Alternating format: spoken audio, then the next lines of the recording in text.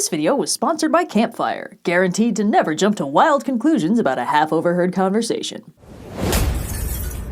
Some tropes have nice, chill, non-judgmental names that communicate their general vibe in intriguing and fun ways. And then there's this. The idiot plot, as defined by Roger Ebert back in 1990, is any plot that would be resolved in 5 minutes if everyone in the story were not an idiot. The gist is that some stories are contrived to happen only through the remarkable stupidity of the characters involved. Simple solutions will be ignored, characters will make bad decisions that lead to extremely predictable bad consequences, and overall the situation will contrive itself to be as convoluted as possible at the cost of making the characters involved seem very, very dumb. Audiences will typically respond to such stories by noting the simple solutions being pointedly sidestepped and questioning why the characters are having such a hard time with such a basic problem, which can provoke frustration with both the characters and the writer. It's generally not too bad if the audience gets mad at a character for doing something bad, since at least that means they're immersed in the story, but if the audience starts getting mad that the author made the character do that, the audience is officially aware of the hand of the author shoving the plot in specific directions, and their immersion is compromised. Now this spicy number is a pretty subjective judgment, but there's actually a surprising amount of depth to unpack here. Is the idiot plot always bad? Is it a shortcut or a narrative weakness of the author? Is it even a trope, or is it just a criticism of bad writing? Well, spoiler alert, but I wouldn't be talking about it here if it were any of those things. Idiot plots sound pretty terrible, but there are ways to make them work. And to defend this hot take, let's throw back all the way to the literal first thing I did on this channel: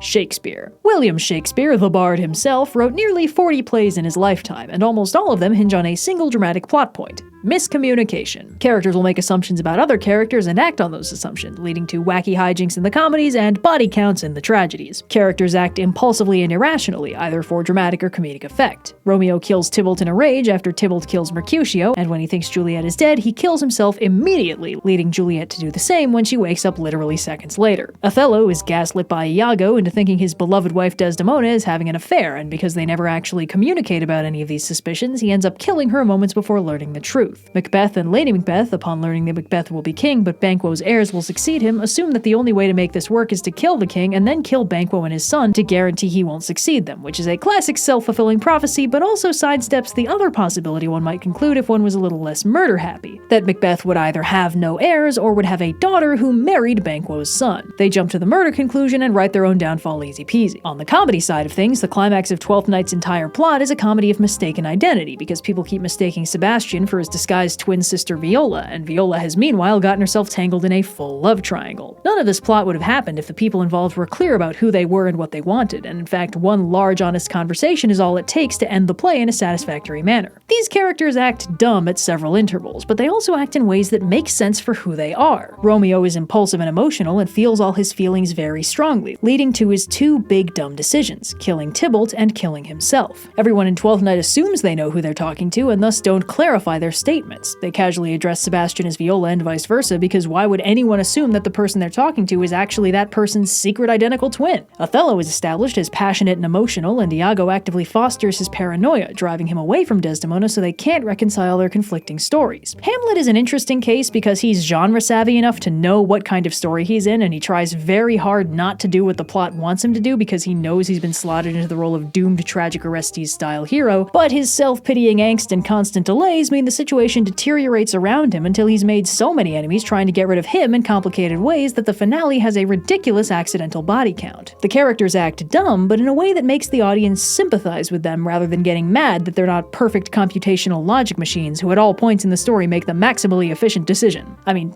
most people don't get mad about that. These plays are, in whole or in part, idiot plots. Major events in the story happen only because characters act impulsively or fail to communicate with each other. And they're also really good stories. Crucially, this is because the characters never break character for the needs of the plot. Characters can do dumb things without it being bad writing. Many comedies hinge on the fact that the characters choose wacky hijinks over sensible solutions and complex lies over simple honesty. Where the idiot plot becomes a problem is when it stops making sense for those characters to do those dumb things.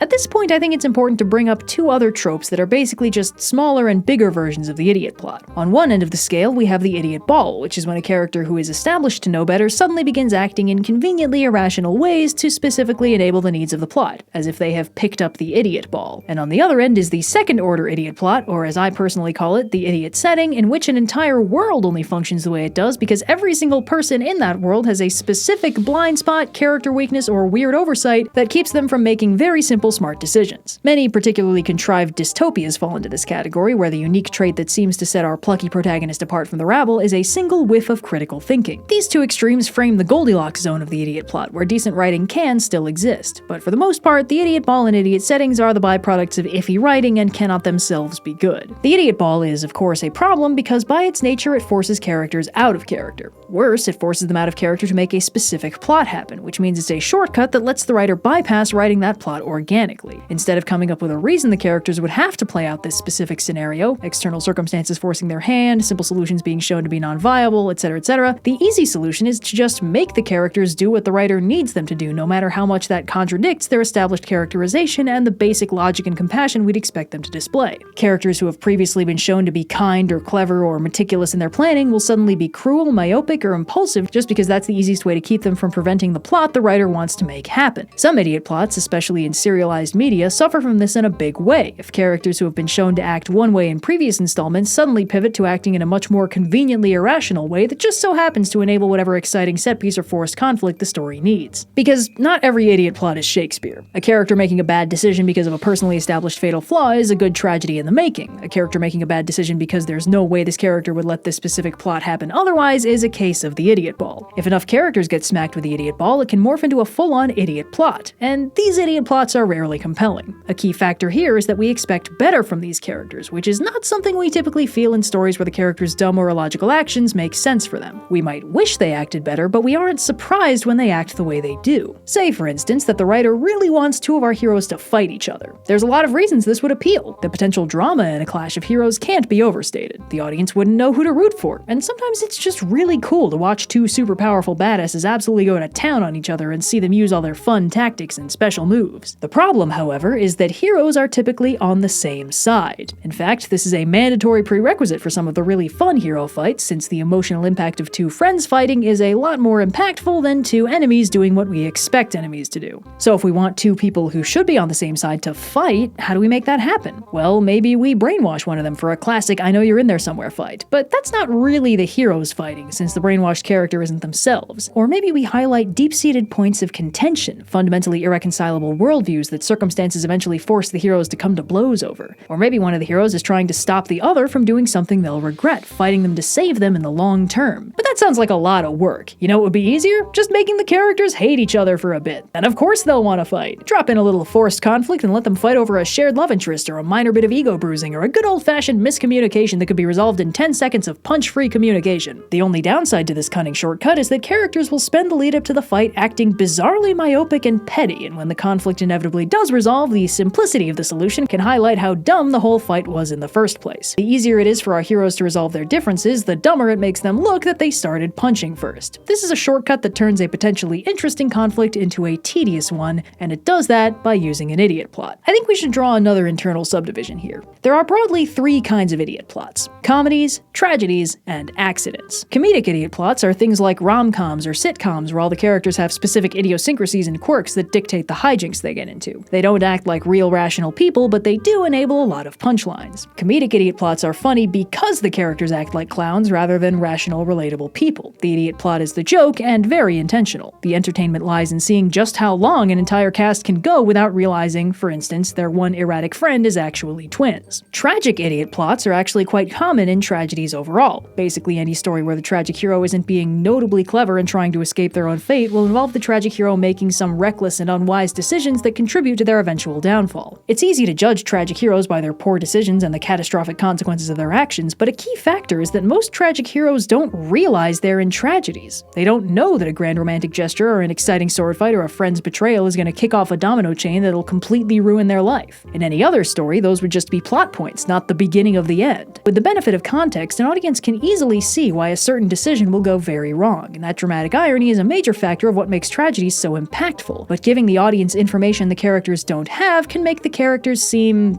well, dumber. Many tragedies wouldn't happen if the characters were perfectly rational and honest in their communication, making them technically idiot plots. But in the same way, as we've discussed in the Trope Talk on tragedies, the whole point of many tragedies is that they only happen because of the specific character flaws of the tragic hero. The downfall is tailor-made to the protagonist. The hero makes those decisions because of who they are, and if they were anyone else, the tragedy wouldn't happen, or at least wouldn't happen the same way. This means that hero making bad decisions isn't a plot hole, it's kind of the whole point. It's the specifics of the tragic downfall that make it so compelling to watch. A modern tragedy that follows this to a T is Hadestown, which, being a retelling of the tale of Orpheus and Eurydice, ends with Orpheus turning around, despite being warned that doing so will doom Eurydice to the underworld forever. Dumb decision, everybody knows it, everybody knows how the story is going to end. What makes this work is that the Orpheus we see at the beginning of the play wouldn't have done that. He was optimistic, a bright-eyed idealist. If someone told him to do this one thing and he'd save the girl, he would do it. But he spends the rest of the play being broken down over and over again. Doubt comes in, and in the end he can no longer see his idealistic vision of the way the world could be, but instead the scarred, mistrustful vision of the way the world has been to him up until now. As a result, by the time he leaves the underworld, he's grown justifiably mistrustful of Hades, and doubts that he would ever release Eurydice, leading him to believe that Hades is tricking him, and so he turns around. His journey to rescue Eurydice transforms them both. She takes on his optimistic worldview while he absorbs the jaded realism that weighed her down in the beginning, and in the end, the journey renders him incapable of rescuing her from the underworld, incapable of that one act of trust that would have given them their happy ending. Like any idiot plot, this story wouldn't happen if the characters just made smart decisions, and that's not in question. The story agrees with us that this tragedy was preventable. We know that. The tragedy is why these characters don't make that one smart decision. The story and the audience both recognize that it would be better if the characters didn't do the dumb thing, and yet here we are, singing the same song, watching them make the same mistakes. Like comedies, tragedies that rely on idiot plots know that that's what they're doing. The story is aware that the protagonists are making bad decisions, and it doesn't try to frame those decisions as good or reasonable, just as things we understand those characters would do. But of course, there's still that third category, accidents. These are idiot plots where the characters are dumb in ways that don't make sense for them. Now, this judgment is subjective, since it's dependent on the audience's perception of the character and what actions do or don't make sense for them. But broadly, we can say that these are stories where the writer did not intend or did not realize that the characters are acting notably dumb to make the plot happen. There are a lot of ways this can manifest. Maybe a character attempts to explain the rationale behind their less than ideal actions, but the explanation feels inadequate to justify whatever it is they're doing, or it doesn't cover all their bases. Maybe the characters fail to notice a simple solution that would allow them to escape whatever situation the plot is forcing them into without having to do any dumb, contrived conflicts. In some cases, the stories might go a little overboard trying to cover all their bases and make it really clear why the characters have absolutely no choice but to do something dumb, when, as we've discussed in the tragedy and comedy case, it can totally work that the characters just choose to do something dumb of their own free will as long as that's in character for them. Driving home that the characters have absolutely no choice in the matter actually just removes their agency and can increase frustration with the idiot plot. Sometimes the writers will successfully put the characters in a bad situation via limited communication or misunderstandings, but then fail to explain why the characters don't immediately resolve the misunderstandings by just talking. This is a big problem in hero fight idiot plots, where getting them to fight in the first place isn't too hard, but stopping them from talking through the problems during the fight becomes tricky. There's something very funny about the big payoff fight in Batman v Superman and how much time Clark spends saying, "You have to listen to me," and "You don't understand," and slowly walking towards Batman and then throwing him farther away rather than just at any point saying, "My mom is being held hostage by a supervillain to make me fight you." Kinda undercuts the supposed desperation of the situation. We need to do some serious mental gymnastics to contrive a scenario where this makes sense. Accidental idiot plots are stories that don't want you to think the characters are dumb. Unfortunately, the way they attempt to influence their audience away from this conclusion is not by making the character act smart, or by sufficiently justifying their actions to make their illogical choices seem appropriate for who they are. This results in stories where the characters' actions break the audience's immersion, which is fundamentally the problem this trope struggles with the most. We tend to expect fictional characters to act like people, and while that's a very subjective and personal judgment that varies from every person to every other person, if characters do things we think are ridiculous, or don't do things we think are obvious, we start to wonder why. If an answer is provided by the story, the obvious solution actually wouldn't work, the seemingly irrational action made perfect sense to them at the time, that keeps us immersed in the story even if we don't agree with what the character did. But if an explanation is not provided, it starts to look like authorial oversight, and we find ourselves contemplating the mechanics of the story and the writer behind it. And that means we're not immersed anymore. The problem with an idiot plot is not, as one might think, that the plot involves characters acting dumb. The problem is when it makes us question if the author is also dumb.